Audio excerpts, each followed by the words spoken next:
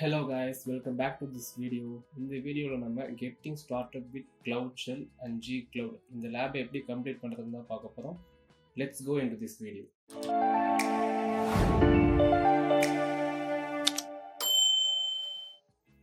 Start lab கொடுத்ததுக்கு அப்புறம் பாஸ்வேர்டை காப்பி பண்ணிக்கிட்டு ஓப்பன் கிளவுட் அதை வந்து நீங்கள் வந்து இன்ஃபான்ட் டெர்மினலில் ஓப்பன் பண்ணிக்கோங்க.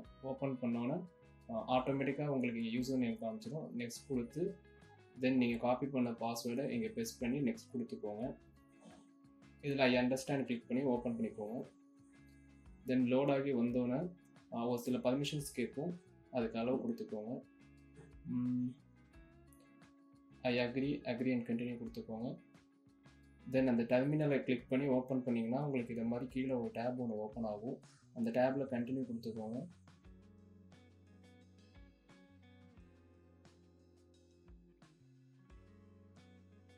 அதுக்கப்புறம் புதுசாக ஒரு டேப் ஓப்பன் பண்ணி அதில் இந்த லிங்க்கை பேஸ்ட் பண்ணுங்கள். லிங்க் டிஸ்கிரிப்ஷன்லேயுமே இருக்குது.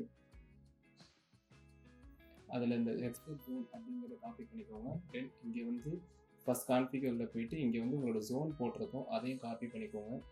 காப்பி பண்ணிக்கிட்டு இங்கே வந்து ஃபஸ்ட்டு எக்ஸ்போர்ட் ஜோனை பேஸ்ட் பண்ணிவிட்டு தென் அதுக்கு பக்கத்தில் உங்கள் ஜோன் என்னவோ அதை பேஸ்ட் பண்ணி என்டர் பண்ணிக்கோங்க.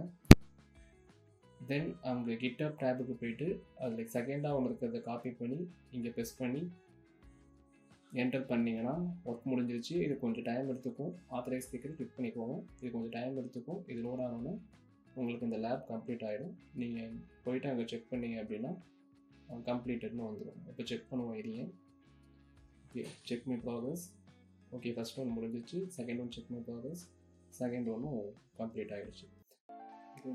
See you on the next video.